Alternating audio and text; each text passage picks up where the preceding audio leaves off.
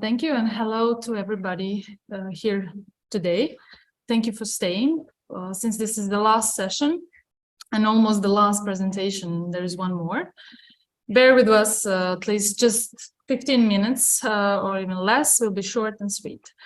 Let me thank first the organizers for organizing this inspiring event and for opening the door of the digital world to ethnologists and cultural anthropologists, since this is the field of studies that I come from. Congratulations to all the presenters. We heard a lot of interesting different topics, different perspectives, concrete ideas on how to go and do digital in the 21st century. Following on all this said, it was also said yesterday, I feel a bit like a digital naive in the digital natives environment, but let's see. Our presentation today has two main parts consisting of 5 chapters, as you can see on the slide. We would like very shortly in the beginning to present the project behind it all and to say what has been done so far on the project. Then I will give the floor to my colleague Martina, and she will talk more on how we imagined presenting the material collected through the archival work in a digital environment.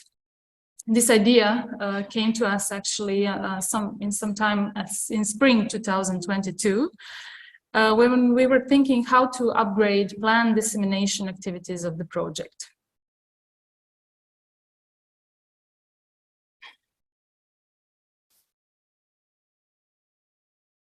The project, Policies of Recording Ethnographic Materials from 1897 to 1954, Teachers as Creators of Ethnographic Knowledge, acronym CECA, is an institutional project supported by the University of Zadar. There is 7 of us working on the project: Maria, Ines, Adriana, Carmen, Ivana, Martina, and me. Project timeline is on the slide, as you can see, you can see that the project timeline is divided in 4 quarters in a way. And extensive work, which was not planned in the beginning, will be put on the building of this digital platform, entering the content into omeka.net platform. Which is something that we imagine to have this extensive role in, that will have extensive role in dissemination of the project results. The project proposal focuses primarily, I will not get into all these details that you see in front of you. It's just a short introduction to our timeline. But some points will be stressed today in the presentation. The project primarily focuses on the archival research from this perspective of ethnology and cultural anthropology. We want to look into the archival sources through the lens of ethnology and cultural anthropology, at least this is how I imagined it. Of course, the crucial part of the project is reviewing, researching, and critically analyzing the archival material, dealing with the ethnographic topics that is stored in the archives that I listed here. As you can see, the archives listed here are mostly state archives from different towns in Croatia, Bjelovar, Zadar, Gospić, and of course, one of the primary sources for our research is the archive located at the Department of Ethnology in Hazu, that's a Croatian academic institution. And also Croatian School Museum Archive, which is unfortunately now not available as we were thinking in the beginning. So the project aims to detect key factors that influence aspects of the teachers collecting and recording the ethnographic material. For this context here today, the ethnographic work that we are thinking of, this is maybe very basically defined as collecting of information on everyday life. that was done by the teachers, as I said, in the period. The period that we are analyzing is the period from 1897 to 1954. And this is these manuscripts are located in these institutions, not in this one, but this is the ones that we are focused on the project. In our analysis, we also introduced the category of teachers ad hoc ethnographers writing of ethnographic memory books.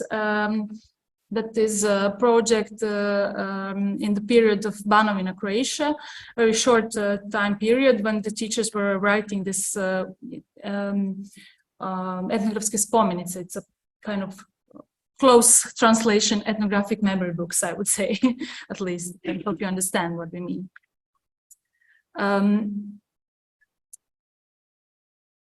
The main challenge we had to deal with was to detect this material in the specific archives.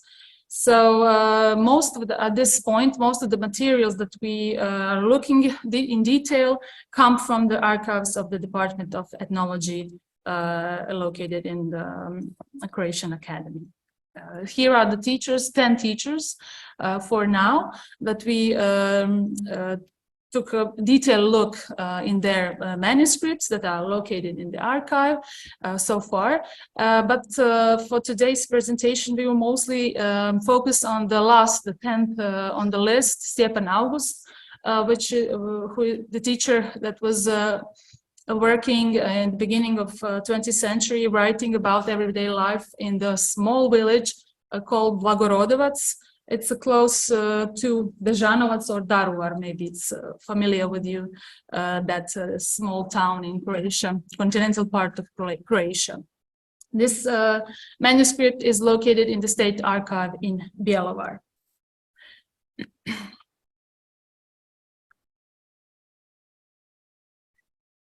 In short, for today's presentation, I just took some key points, some keywords that were constantly rethinking in the scope of the project, the topics that we are constantly rethinking for the sake of the project, the topics that were collected by the teachers. So you see that the teachers were not just writing about everyday school life, not just that, but some points are also focused on that.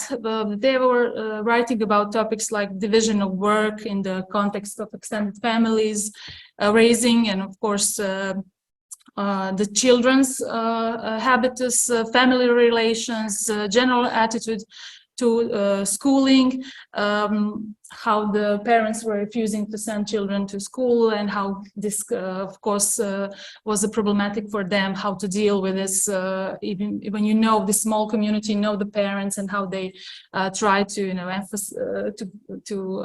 a way, trick parents to send the children to the school. Of course, the prioritizing part of the manuscripts are aspects of everyday life.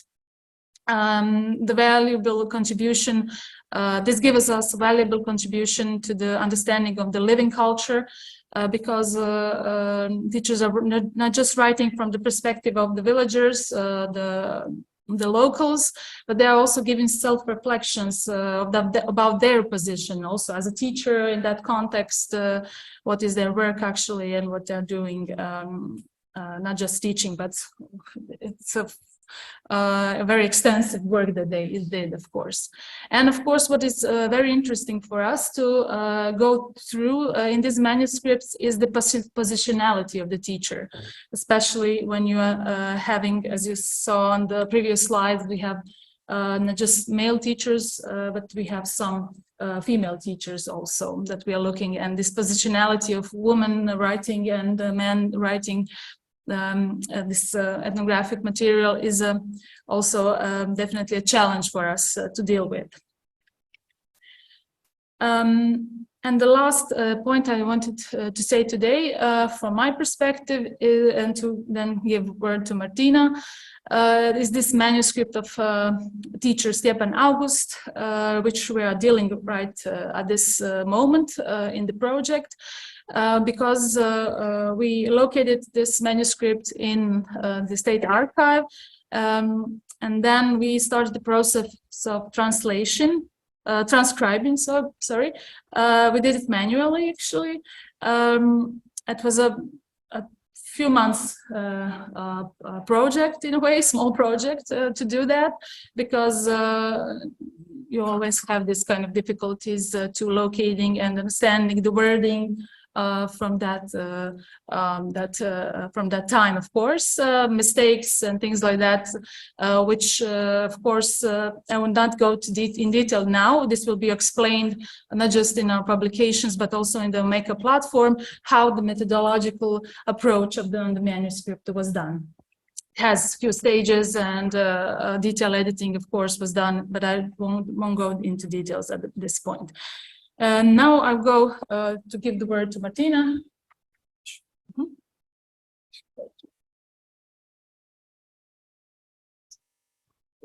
Okay. So the project participants were divided in this research and also in collection of the archival material. Each of the participants focused on a particular institution and particular funds. So they collected documents regardless of whether it was related to her specific topic. That was logical because we planned to share the collected material so that each of the participants would not have to go to each of the planned archives and view the same funds. For the needs of this project, we bought a scan tent that enabled high quality recording of archival material. And the participants on the project were familiarized with the rules of digitalization of archival material. Also, by seeking approval for the use of this scanned material, we ensure that the collected material can be presented in digital environment. During the planning of the project tasks, virtual exhibition was foreseen, which would point out the various values and possible application of the collected recorded material in a visually interesting format. Therefore, it was necessary to come up a way of displaying and sharing the collected archival material, and considering the diversity of it all and our previous experiences in state archives in Bjelovar, we chose Omeka.net for that. Omeka, someone previously said they were thinking about implementing their material on Omeka. It was not very popular in Croatia, as I see, mostly in USA. That Omeka digital platform was launched by the Roy Rosenzweig Center for History and New Media, and since 2009 has been managed by non-profit corporation Digital Scholar, and it's used in many institutions of GLAM community. In addition to Omeka.net, it is possible to choose Omeka S and Omeka Classic, but they require storage on the user servers and certain requirements that we didn't have in this project.